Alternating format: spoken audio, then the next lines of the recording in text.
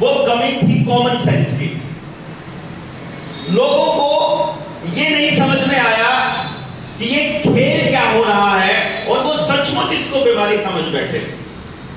जिस वक्त बड़े बड़े उद्योगपति अपने सामानों को रात को ट्रांसपोर्ट कर रहे थे 5G के टर्मिनल्स को और बाकी सामानों को, उस वक्त हम लोगों को लॉकडाउन लगा के घरों के अंदर कैद किया हुआ था। जिस वक्त ये अपने गैर कानूनी कोकीन का धंधा कर रहे थे अमित शाह, नरेंद्र मोदी हमारे बच्चों के लिए, उस वक्त हम लोगों को लॉकडाउन लगा करके अंदर बंद कर दिया। जिस वक्त ये देख रहे थे कि पिछले 20-30 सालों के अंदर इस देश के लोगों ने अपने ही बच्चों की जिंदगियों को कैसे बर्बाद किया है, अपनी परवरिश और अपनी एजुकेशन के थ्रू, ये इन्होंने पूरा प्लान तरीके से रखा हुआ था। स्कूल के अंदर बोलने का सबसे बड़ा फायदा यह होता है कि मैं उन लोगों से मुखातिब हो रहा हूं जिनके हाथों में हजारों लोगों की जिंदगियां होती हैं, लाखों लोगों की जिंदगियां होती हैं, जिनको हम शिक्षक कहते हैं। आपने बताया 1250 के करीब बच्चा यहां पढ़ता है, इसका मतलब 1250 बच्चे आपके ऊपर निर्भर करते हैं कि आप उनको कैसी सोच दे करके समाज के अंदर भेजते हो। आज हमारा स्कूल कैसी सोच दे रहा है और किस तरह की परवरिश हम लोग कर रहे हैं कि बच्चा अगर माँ बाप की बात को नहीं मानता है, बच्चा अगर टीचर की बात को यूं का त्यों नहीं याद करता है और स्कूल के सिलेबस को यूं का यूं याद नहीं करता है, तो उसे निकम्मा, बेवकूफ या कमजोर साबित कर दिया जाता है। जैसे प्रकाश भोरे जी ने बताया कि मैं 10वीं क्लास में 2 बार फेल हुआ, बीकॉम में मैं 4 बार फेल हुए, चाहे 1 बार फेल हुए हो चाहे नहीं हुए हो, लेकिन ये वो इंसान है जो आज समाज के साथ खड़े हैं और जो आज पीएचडी कर रहे थे, जिन्होंने एमबीबीएस और जिन्होंने इंजीनियरिंग करके जो लाखों की डिग्रियां कमा रहे थे, वो ऐसे हरामखोर लोग हैं जिन्होंने खाया इस समाज का और इसी समाज को गुलाम बनाने में लगे हुए हैं। इन लोगों के साथ लग करके जो न्यू वर्ल्ड ऑर्डर का ये पूरा का पूरा तंत्र चलाया इन लोगों ने। आप लोगों को ये समझना पड़ेगा कि टीचर एक ऐसी कौम है जिसको अगर समझ में आ जाए तो वो पूरे समाज को दिशा दे सकती है। मैं सरकारी स्कूल में टीचर था हरियाणा सरकार में। जब मैंने देखा कि मेरी इस नौकरी के अंदर मैं अपने बच्चों को वो विचार नहीं दे पा रहा जिसकी वजह से मैं चला था अपने घर से, कि मैं अपने बच्चे के लिए एक ऐसा समाज नहीं बना पा रहा जो उसके लिए काम कर रहा हो। यहां तो हम एक ऐसा समाज तैयार कर रहे हैं कि 40 बच्चों की क्लास में सबको मालूम है कि एक बच्चा पहले नंबर पर आएगा और एक बच्चा 40वें पर आएगा, लेकिन इज्जत सिर्फ पहले वाले की हो रही है, उस 40वें वाले की नहीं हो रही है, जबकि वो भी इंसान का बच्चा है। इसलिए मैंने अपना करियर छोड़ करके कि टीचिंग छोड़ करके मैंने अपना एक इंस्टीट्यूशन शुरू किया जिसमें मैं लोगों को ये बताता था कि आपके हर बच्चे के अंदर जबरदस्त टैलेंट है। मैं इंडिया का पहला ऐसा आदमी था जिसने इस चीज के ऊपर काम किया कि मैं 3 साल की उम्र में ये बता सकता हूं कि आपके बच्चे के पास असली टैलेंट कौन सा है। अगर प्रकाश भोरे साहब क्लास में फेल हो रहे हैं या इन्हीं के जैसे और बच्चे क्लास के अंदर फेल हो रहे हैं, या एक ऐसा बच्चा, जैसे आप टीचर्स हैं आपकी क्लास में भी ऐसा बच्चा जरूर मिलेगा जो सीधा सीधा आपकी अथॉरिटी को चैलेंज करेगा। आप जैसे उसको समझाने लगोगे वो बोलेगा ऐसे कैसे मैडम, ऐसे भी तो हो सकता है। आपको लगेगा वो बदतमीज है, वो बदतमीज नहीं है, वो आपसे अलग सोचने की उसके अंदर समझ है। हमारी कमी है कि हमारा एजुकेशन सिस्टम ऐसे टीचर्स नहीं पैदा करता जो उसकी सोच को समाज के लिए इस्तेमाल करने के लिए किया जा सके। ये तो हम खुशकिस्मत हैं जो कि प्रकाश जी ने अपने आप को ऐसे डेवलप किया कि आज ये अपना पूरे दिन के 24 घंटे समाज के लिए दे रहे हैं। ये हमारा सौभाग्य है कि हम इनके पास आने का, उठने का और इनके पास से बात करने का, इनका साहित्य प्राप्त करने का हमको मौका मिला। लेकिन जब मैं इस पूरे के पूरे सिस्टम को समझ रहा था, लोगों ने कहा कि नहीं, हमारे बच्चे निकम्मे हैं, हमारे बच्चे नहीं काम करते हैं। आप देख लीजिए, आप टीचर्स हैं, पेरेंट टीचर मीटिंग का अगर आपके यहाँ होती है तो पेरेंट टीचर मीटिंग की मैं आपको 5 लाइनें बताता हूं, आपके पास 6वीं लाइन नहीं होगी उसके लिए बोलने की कि इसमें टैलेंट तो है पर ये करता नहीं है, बेटा थोड़ा और मेहनत करो हो जाएगा। ये पढ़ाई में नहीं लगाता, बाकी सब चीजों में लगाता है, कहना नहीं मानता है, बस ये ना लिख के नहीं देखता है, इसके अलावा बता दीजिए। मतलब वो सारे काम हम इनको नहीं समझ पा रहे कि अगर ये बच्चा ऐसा नहीं कर रहा है तो क्यों नहीं कर रहा है। और यही कारण है कि हमने अपने स्कूली सिस्टम से अपने बच्चों के सोचने की क्षमता को, अपने सोचने की इस काबिलियत को खत्म कर दिया कि आज सामने नजर आ रहा है कि षड्यंत्र हो रहा है, सामने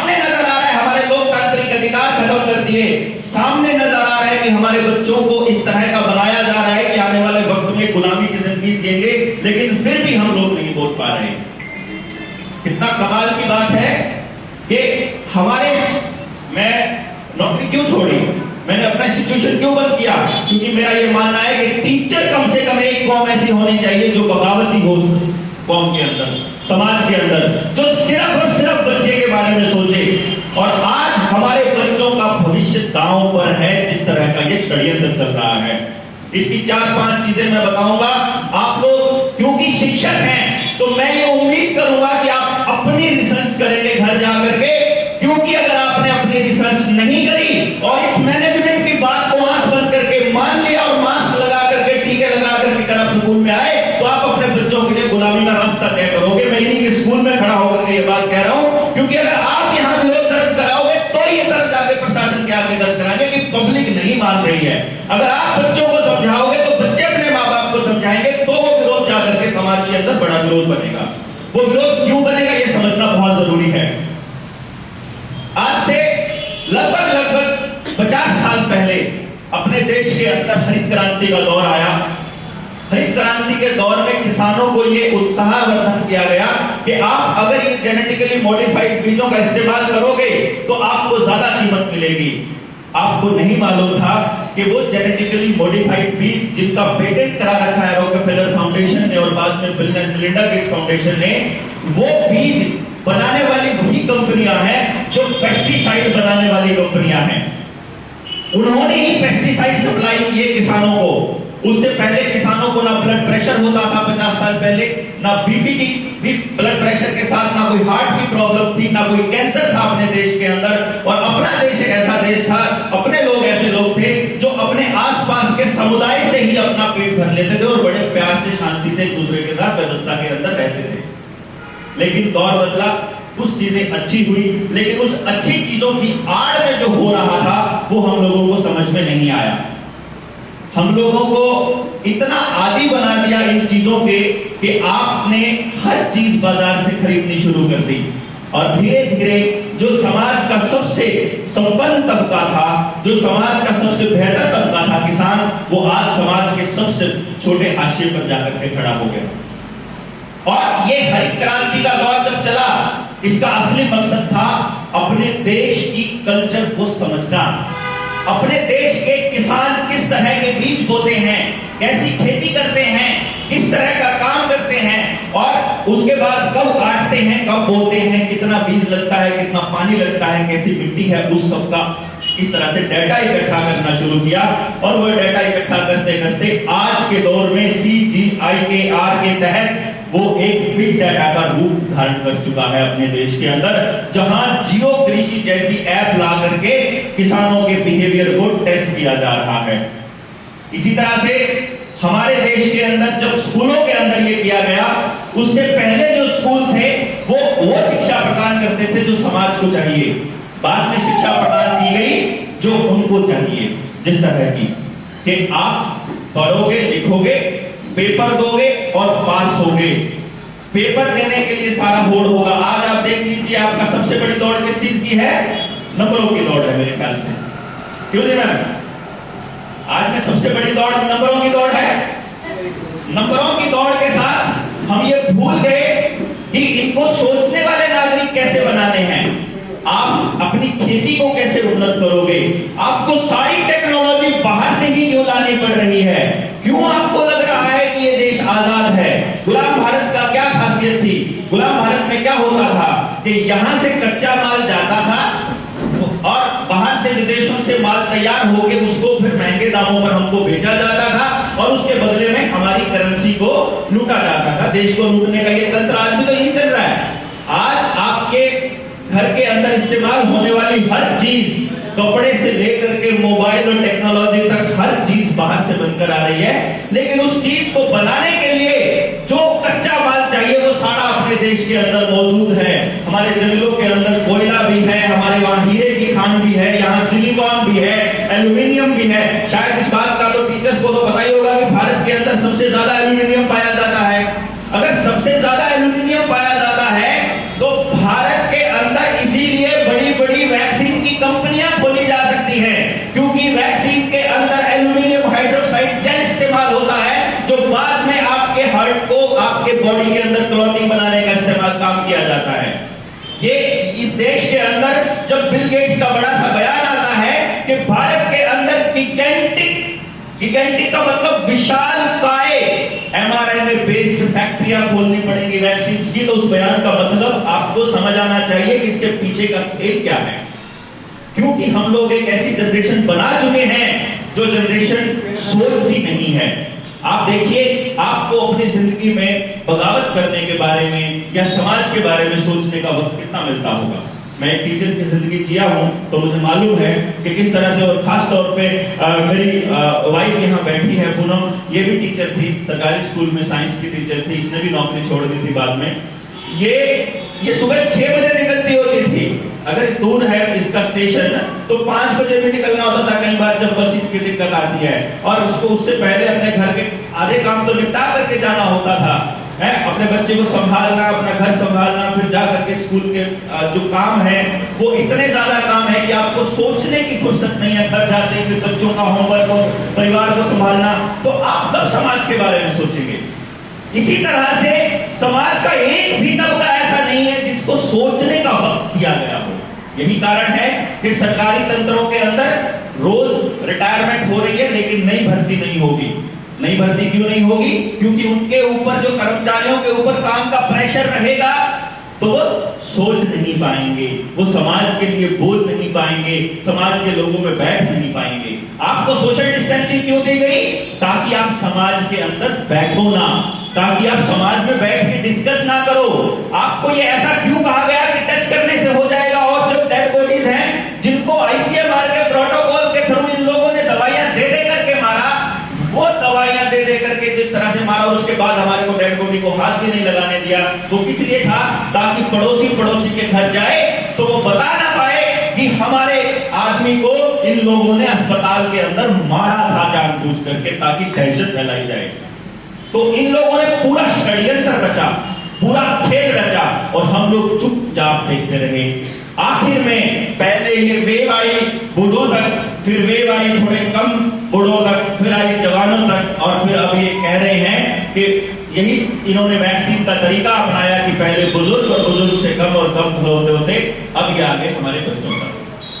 क्या आपको मालूम है इस वैक्सीन के अंदर जो ग्रेफीन ऑक्साइड है, जो एल्यूमिनियम हाइड्रोक्साइड का जेल है, जो इसके अंदर स्पाइक प्रोटीन्स हैं, जो mRNAs हैं, वो क्या करते हैं? क्या हमने कभी रिसर्च करी है इनका काम क्या होता है?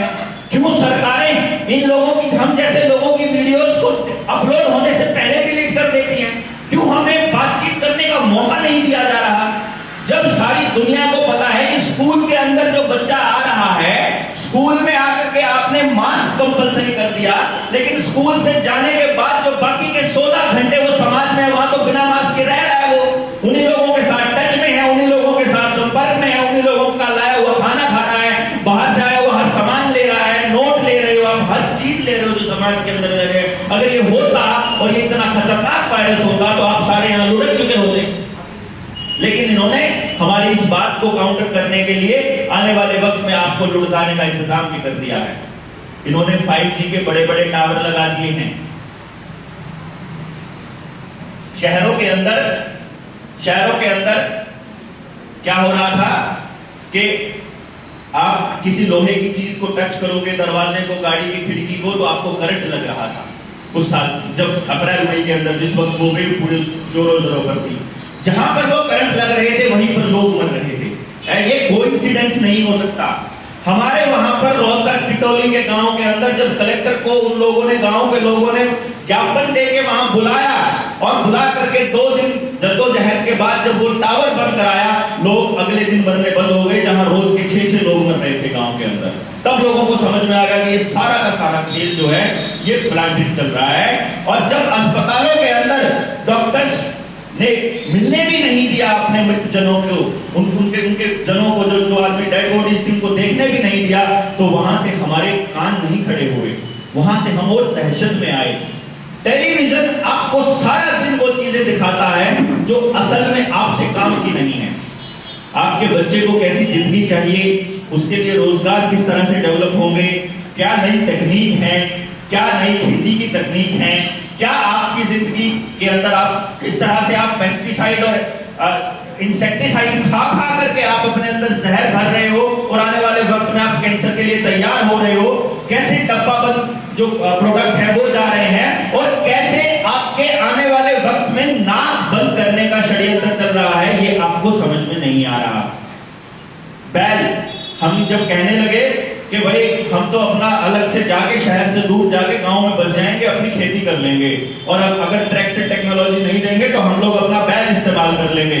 मुझे तो कल बताया कि बैल को पालतू पशु की कैटेगरी से निकाल के सरकार ने पहले ही वन्य प्राणियों की कैटेगरी में रख दिया है, तो आप घर में उसको कैद करके रख ही नहीं पाएंगे।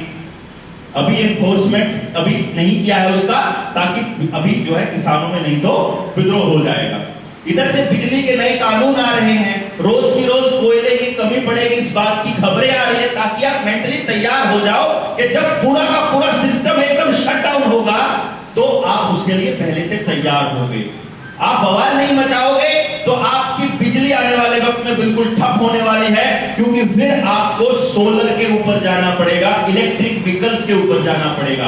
अगर आपने पेट्रोल और डीजल के दाम के ऊपर, सीएनजी के दाम के ऊपर बवाल मचाना शुरू नहीं किया तो ये आपको पेट्रोल और डीजल की गाड़ियां डंप करके आपको इलेक्ट्रिक कारों की तरफ धकेलेंगे। इनका हर वो कदम आने वाले वक्त में आपको शायद इतना भी नहीं पता कि यूपी के अंदर और मध्य प्रदेश के अंदर कुछ जिलों के अंदर बाकायदा पुलिस वालों ने अनाउंसमेंट करके, गांव के अंदर अनाउंसमेंट किया, शहरों के अंदर अनाउंसमेंट किया कि किसी को अपने बैंक का कोड मत दो, साइबर अटैक होने वाले हैं, आपके खाते जीरो हो जाएंगे। आई होगी आपके पास भी इस तरह की वीडियो। वो क्यों आई थी पता है? क्योंकि दिसंबर के अंदर इनकी एक बैंकिंग की कमेटी की रिपोर्ट आने वाली है, और वो रिपोर्ट आते ही बैंकों की जो एक नोटबंदी 2016 में हुई थी, वैसे ही नोटबंदी अब 2021 के दिसंबर या 2022 में होने वाली है। आपके सारे बैंक्स या तो बर्बाद होने वाले हैं या बिल्कुल शट डाउन होने वाले हैं, और डिजिटल करेंसी आने वाली है। इधर से पेस्टिसाइड और इंसेक्टिसाइड खिला करके, आपको फर्टिलाइजर खिला करके आपके अंदर कैंसर डाला जा रहा है। दूसरी तरफ से आपको डिब्बाबंद प्रोडक्ट जितने भी हैं सारे के सारे आपको नुकसान पहुंचा रहे हैं। इधर से आपका पैसा बाहर जा रहा है, उधर से आपकी एजुकेशन बंद कर रखी है। आपको इस बात का अंदाजा नहीं है कि लगभग 40 करोड़ बच्चा स्कूल और कॉलेजों में पढ़ता है अपने देश के अंदर, यानी कि अपने आबादी का लगभग 1/3 हिस्सा या 1/4 हिस्सा कह लीजिए बिल्कुल डंप है 2 साल से। वो या तो अपने मोबाइल पे पोर्न साइट देख रहा है, या अपने मोबाइल पे वीडियो गेम खेल रहा है, या वो अपने मोबाइल से अपनी आंखें खराब कर रहा है, या अपने दिमाग को ब्लॉक कर रहा है, या उसका माइंड कंट्रोल चल रहा है। ये आप नहीं समझ पा रहे, इसका मतलब क्या है? इससे बड़ा जो यूथ है वो यूथ YouTube के ऊपर देख लीजिए, Facebook के ऊपर देख लीजिए, आपको या तो अश्लील सामग्री ज्यादा मिलेगी, या आपको वहां पर धार्मिक अंध वाले चीजें ज्यादा मिलेगी। वो जो यूथ जो स्कूल कॉलेज में नहीं जा रहा, जिसमें हमने समझ नहीं दी, वो आने वाले वक्त में धर्म का इतना अंधा प्रचारक होने वाला है कि वो अपने धर्म के लिए कत्ल भी करेगा, और इसका एग्जाम्पल आपने देख भी रहे हो रोज की रोज, ये हो भी रहा है। यानी कि आप घर से बाहर निकलते ही आपके साथ क्या होगा?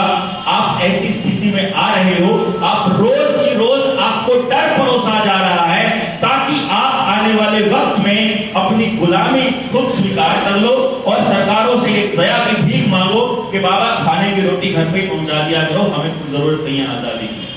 तो आपको गुलाम होने के लिए बाकायदा प्रोग्राम किया जा रहा है, और इसका बहुत बड़ा षड्यंत्र इस खेल के पीछे चल रहा है। आपको यह भी नहीं पता कितने करोड़ रुपए सरकार वैक्सीन कंपनियों को दे करके, उससे भी ज्यादा करोड़ों रुपया एडवर्टाइजमेंट करके आपको बता रही है कि ये फ्री है। ये फ्री नहीं है भाई। 260% आप टैक्स दे रहे हो डीजल पर, 260%। हमने 20%, 30% और 10% सुना था, 266%, 60% कभी नहीं सुना था। लेकिन हमारा जो जागरूक समाज है, जिसको जागरूक होना चाहिए, जिसको हम पढ़ा लिखा बोलते हैं, वही सबसे ज्यादा मास्क लगा रहा है, वही सबसे ज्यादा जहरीले टीके खुद को ठुकवा रहा है, वही सबसे ज्यादा अपने बच्चों को मरने की कगार पे लेके आ रहा है।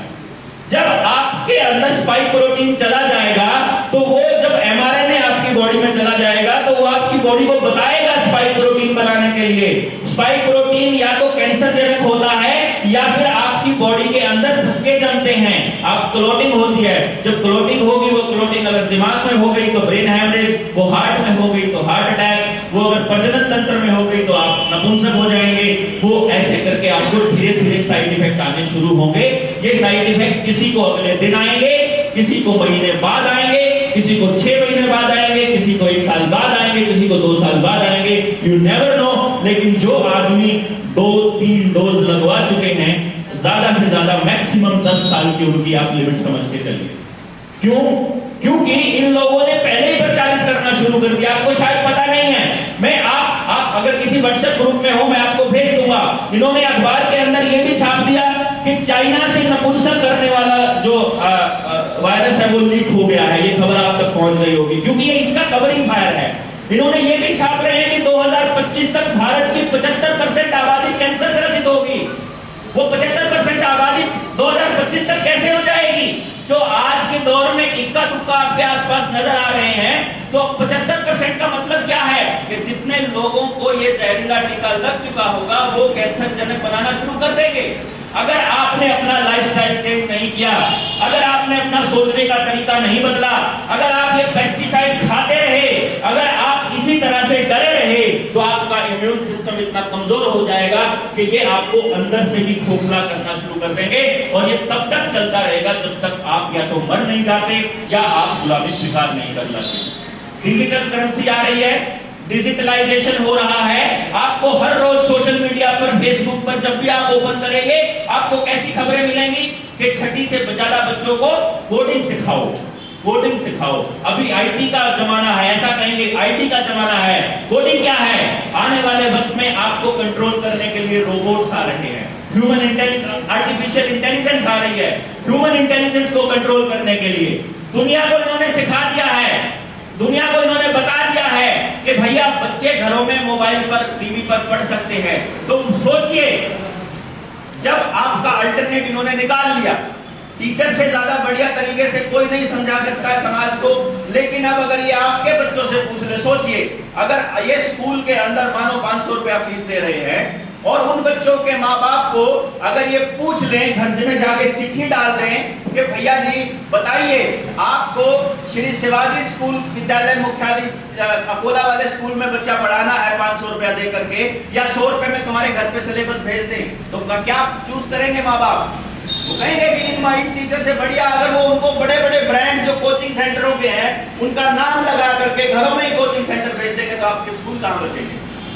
अगर सब कुछ ऑनलाइन होने वाला है, आपका शायद आपको ये नहीं मालूम कि 2019 के अंदर ये आर्टिकल छप चुका है बाकायदा एग्रीकल्चर टुडे के अंदर कि आप फार्मिंग विदाउट फार्मर्स होगी, तो टीचिंग विदाउट टीचर्स भी इन्होंने करके देख लिया। इन्होंने तो शॉपिंग विदाउट शॉपकीपर्स भी करके देख लिया। ऑनलाइन जब इसके अंदर हुआ तो आपने सारी खरीदारी ऑनलाइन दी। अभी 3-4 दिन पहले की खबर है कि भारत का किसान 80,000 करोड़ रुपया बाजार को देने वाला है दिवाली के त्योहार पे। आप सारा पैसा अपने घरों से लूट कर, मतलब अपना खरोच करके इन बाजारों को सौंप रहे हो और इन बड़े बड़े मगरमच्छों को और ज्यादा मजबूत कर रहे हो।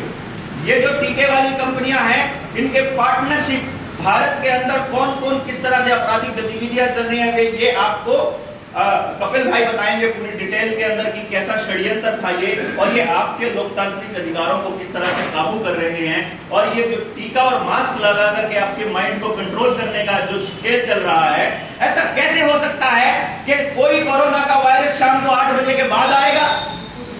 इतना दिमाग लगाने की समझ नहीं थी हमारे अंदर कि 6 बजे के बाद का क्या खेल चल रहा है, ये 8 बजे के बाद लॉकडाउन लगाने का क्या खेल चल रहा है, ये अभी 15 दिन के लिए बंद करने का, 4 दिन के लिए खोलने का, 21 दिन के लिए, ये क्या चल रहा है कि जब देखें कि लोग विरोध करने लगे, थोड़े दिन के लिए खोल दो, थोड़ा सा खोल दो। आपको ये नहीं पता कि इस लॉकडाउन की आड़ में पुलिस को इन्होंने ज्यादा ताकतें दे दी। ऑस्ट्रेलिया के अंदर इसका एक सैंपल दिखाऊंगा, मैं आपको बताऊंगा। ऑस्ट्रेलिया की सरकार ने ऑस्ट्रेलिया के बाहर कोई भी खबर भेजने के ऊपर प्रतिबंध लगा दिया है, यानी वहां क्या हो रहा है आपके पास तक नहीं आएगी खबरें, कोई न्यूज चैनल की खबर नहीं आएगी।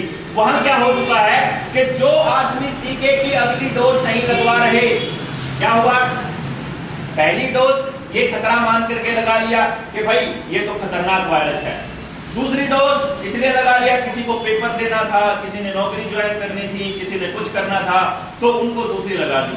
धीरे धीरे लोगों को समझ आने लगा कि ये तो यार खेल सारा का सारा गड़बड़ चल रहा है, कि मॉल में एंटर करोगे तो वो दिखाओगे, इस तरह करोगे तो सर्टिफिकेट दिखाओगे, तो आने वाले वक्त में आपको सर्टिफिकेट की जगह वैसा ही बारकोड मिल जाएगा जैसा बारकोड आपको पे करने के लिए मिलता है।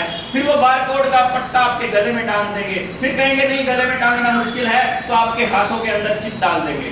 वो चिप बेसिकली आपके दिमाग के साथ सीधा सीधा कंट्रोल होने वाला है। क्योंकि आपने, किसी ने हेल्थ बैंड देखा है? हेल्थ बैंड जो हम हाथ पे घड़ी बांधते हैं, वो आपका हार्ट बीट वगैरह, कितने कदम चले, सब कुछ तो आपने देखा होगा ना। वो हार्ट, जो आपका हेल्थ बैंड है, उसमें से सारी खबरें जो हैं वो मोबाइल पर भी ट्रांसफर हो जाती हैं। अगर वो मोबाइल पे ट्रांसफर हो जाती है तो उनको अमेरिका भी भेजा जा सकता है। जब वहां से इंफॉर्मेशन मोबाइल पे भेज के अमेरिका भेजी जा सकती है, तो वही इंफॉर्मेशन अमेरिका से सीधे आपके हाथ में क्यों नहीं आ सकती है? यानी आपके वाइटल, आपकी बॉडी को जब वो चेक कर रहा है, चेक करने के लिए आपकी बॉडी के उन चीजों के ऊपर टच तो होना चाहिए, उसका किसी तरह से लिंक तो होना चाहिए ना, कि आपकी हार्ट बीट चेक कर रहा है, इसका मतलब वो हार्ट तक पहुंच चुका है आपके। तो अगर कोई चीज आपके दिल तक पहुंच चुकी है, आपकी नाड़ी तक पहुंच चुकी है, और वो वहां का डेटा बाहर भेज रही है, तो बाहर से अगर डेटा आपके पास भेजना है तो वो भी तो बोल सकता है। आप सर्च करिए जाकर के, एलन मस्क को सर्च करिए। एलन मस्क टेस्ला का पार्टनर है। उसने 2015 के अंदर उसने एक कंपनी खरीदी थी जिसका नाम था न्यूरालिंक। न्यूरालिंक आर्टिफिशियल इंटेलिजेंस पे काम कर रही है। न्यूरालिंक ने आज से 5 साल पहले पब्लिक डोमेन में ये खबर रख दी थी कि हमने एक ऐसा सॉफ्टवेयर तैयार कर लिया है कि अगर आपको टेंशन है, डिप्रेशन रहती है, तो हम आपकी मेमोरीज इरेज कर देंगे जिन चीजों से आपको टेंशन रहती है। यानी कि आपको नई मेमोरी दे दी जाएगी उस वक्त की। कहने का मतलब है आपके दिमाग को इंफॉर्मेशन क्या देनी है। भाई आप बायोलॉजी के टीचर होंगे हमारे यहाँ पे जरूर। अब बायोलॉजी के टीचर को ये मालूम है कि भैया जी काम कैसे करता है, मैं हाथ कैसे उठाता हूं, मेरा दिमाग मुझे मैसेज भेजेगा मेरे हाथ को कि हाथ उठा। तो इसका मतलब ये हो गया कि अगर दिमाग काम नहीं कर रहा और दिमाग का कंट्रोल कहीं पर है, तो आप हाथ ऐसे ही अपने आप भी उठा सकते हो, तो किसी के ऊपर भी उठा सकते हो, खुद पे भी उठा सकते हो, कैसे भी उठा सकते हो। इसका मतलब आपके ऊपर कंट्रोलिंग का, पूरा कंट्रोलिंग का सिस्टम काम करने वाला है। इस वैक्सीन के जरिए ग्राफीन ऑक्साइड बॉडी में डाला जा रहा है। ग्राफीन ऑक्साइड सबसे बड़ा कंडक्टर है आज के दौर में। आज के दौर में सबसे बड़ा कंडक्टर है, सबसे बढ़िया कंडक्टर ग्राफीन ऑक्साइड है, जो लिक्विड स्टेट में एग्जिस्ट कर सकता है, आपकी बॉडी में फ्लो कर सकता है, आपके दिमाग तक भी पहुंच सकता है, आपके हाथ तक भी पहुंच सकता है, करंट भी पास कर सकता है। यानी कि अगर आपके हाथ में चिप लगती है, कल को, आज ये आपको सिर्फ दिखाने के लिए कह रहे हैं सर्टिफिकेट, कल को ये दिखाने के लिए कहेंगे चिप दिखाओ। आपका आधार कार्ड बनाना, आपकी फैमिली आईडी बनाना, आपके खेती का ऑनलाइन डेटा इकट्ठा करना, आपका सब कुछ ऑनलाइन करना, ये उस कोडिंग से आने वाले वक्त में पूरा का पूरा एक ब्लॉकचेन बनाने की तरफ चल रहा है कि इंसान ना रहे, इंसानियत को खत्म करके इनकी सत्ता रहे परमानेंट। और ये पूरी दुनिया के साथ हो रहा है। सारी दुनिया के बड़े बड़े राष्ट्राध्यक्षों को इन लोगों ने अपने काबू में किया हुआ है। तंजानिया के राष्ट्रपति ने एक दिन कहा था, मैं इसका खेल आपको समझाऊंगा इसलिए कि पूरी दुनिया में क्यों हो रहा है इसका विरोध। हालांकि कनाडा के अंदर अल्बर्टा स्टेट के अंदर एक बंदे ने लड़ाई लड़ी, उसने कोर्ट के अंदर, उसके ऊपर फाइन हो गया था, उसने कोर्ट में लड़ाई लड़ी कि बताओ तुमने इसका वायरस कैसे पता किया कि कैसा वायरस है, तुम ये बताओ कि आइसोलेट हो सकता है, तुम ये बताओ कि इसकी वैक्सीन में क्या क्या है। वहां पर कोर्ट के अंदर वो जीत गया और अल्बर्टा के अंदर अभी लॉकडाउन और कोरोना जैसी वैक्सीनेशन जैसी कोई चीज नहीं एग्जिस्ट करती है। ऐसे ही नॉर्वे, फिनलैंड के अंदर भी हो रहा है, बाकी दुनिया के अंदर भी विरोध हो रहा है, वो विरोध आप तक नजर नहीं आ रहा है। अब क्या हुआ इसके अंदर, मैं आपको बता रहा था कि ऑस्ट्रेलिया के अंदर का एक एग्जांपल मैं आपको बता दूं। वहां पुलिस को स्पेशल अधिकार दे दिए गए हैं कि आप अगर डिनाई करते हो टीका लगवाने से तो आपकी प्रॉपर्टी जब्त की जा सकती है। यहां पर भी प्राइवेट प्रॉपर्टी के एक्ट आ रहे हैं। यहां पर भी खेती के जो 3 कानून जिनके लिए किसान लड़ रहे हैं 10 महीने से वहां बैठे हुए बॉर्डर पर दिल्ली के, वो खेल यही चल रहा है कि आपकी रोटी भी इनके कब्जे में होगी। अगर रोटी इनके कब्जे में हो, आप लोग अपने स्कूल के प्रिंसिपल की बात को चुपचाप कैसे मान लेते हो जब आपका मन भी नहीं कर रहा होता काम करने का, आपका मन भी नहीं है, क्योंकि आपकी रोटी उसके हाथ में है, वो कलम आपकी है कि आपको अभी चलता कर देगी घर पे कि भागो यहां से, तो आपको डरते हो उस चीज से। तो अगर रोटी आपके हाथ में है, जिस हाथ में है वो आपको चलाएगा सुबह से लेकर शाम तक। तो आज आपके हाथ की रोटी इनके हाथ में है, कल को वो रोटी इनसे भी जाकर के ऊपर जाने वाली है। 40 करोड़ लोग होते थे अपने देश के अंदर गरीबी रेखा से नीचे, आज के टाइम पे 85 करोड़ लोगों को 5 किलो अनाज देकर के संसद के अंदर बड़े बड़े डबल से ज्यादा लोग गरीबी रेखा से नीचे आ चुके हैं। 240 मिलियन टन अनाज हमारा देश उगाता था, हमारे पास स्टॉक होता था कि 2 साल खाना खिला सकता है पूरे देश को अगर अकाल आ जाए तो। आज के टाइम में हमारे पास 100 लाख मीट्रिक टन से भी कम अनाज है। धीरे धीरे वो अनाज खत्म हो रहा है, किसान को उसकी कीमत नहीं मिल रही है, हर आदमी को कर्जदार बनाया जा रहा है। आप देख लीजिए, आपके पास मैसेज आएंगे, हफ्ते में 3 बार आपके पास फोन या मैसेज आएगा कि लोन ले लो, लोन ले लो, लोन ले लो, आएगा ना। वो लोन क्यों दिया जा रहा है? लोन दे करके बिजनेस ठप करना, लोन दे करके नौकरियां छीनना, लोन दे करके खेती के अंदर और कीमत ना देना। ये खेल क्या है? आपको इकोनॉमिकली तोड़ना, साइकोलॉजिकली तोड़ना, टीका लगा करके मजबूर करना, लाइनों में खड़े होके खाना खाने के लिए। आने वाले वक्त में आपके बच्चे इनका टारगेट है। अगर आज खड़े नहीं हुए, अगर आज आपका खून नहीं खोला, अगर आज आपने खड़ा होकर विरोध नहीं किया, जब भी प्रकाश भोरे साहब इस आंदोलन के अंदर खड़े होते हैं, आप नहीं आ सकते, अपने घर वालों को भेजिए, नहीं तो अपने रिश्तेदारों को भेजिए, बातों को समझने की कोशिश करिए, और कुछ नहीं तो इन्फॉर्मेशन इकट्ठी करिए, खुद की रिसर्च कीजिए, जानिए। ये मत करिए कि हम लोगों का क्या सिरदर्दी है वहां से यहां तक आने की, क्यों दिल्ली से यहां आए महाराष्ट्र, क्योंकि हमें मालूम है आग कहीं से भी उगल सकती है। जब तात्या टोपे का जो अगर आप एग्जाम्पल दें, झांसी की रानी का एग्जाम्पल देते हैं, 1857 की क्रांति का जब एग्जाम्पल देते हैं, तो कहीं से भी आग निकल सकती है और वो जाकर के उन सरकारों की सत्ता को हिला सकती है। तो आपका ये काम है कि आप अपने बच्चों की जिंदगियों के लिए सोचना शुरू कीजिए, इन लोगों से सवाल पूछना शुरू कीजिए। डीसी को तनख्वाह हमारे पैसे से मिलती है, टैक्स के पैसे से। हमारे मुख्यमंत्री को ताकत ऑर्डर पास करने की हमारे पैसे से मिलती है, हमारे वोट की ताकत से मिलती है। इसीलिए आपको ये समझना होगा कि देश के मालिक आप हो, ये लोग नहीं हैं। आप मालिक हो तो आप बताओगे कि कब लॉकडाउन लगाना है, आप बताओगे कब क्या करना है, ये नहीं बताएंगे कि राशन कब मिलेगा, स्कूल कब खुलेंगे। तो आपको इसके लिए बगावत करनी पड़ेगी। अगर नहीं करेंगे तो जैसे आपका बच्चा अभिशप्त है, मैं मानता हूं कि आने वाले वक्त में मेरा बच्चा भी जहर लेने के लिए अभिशप्त होगा। मेरी लड़ाई अपने बच्चे के लिए है, आपको लड़ाई अपने बच्चे के लिए लड़नी पड़ेगी। इसी आह्वान के साथ मैं अपनी बात खत्म करता हूं। जय हिंद।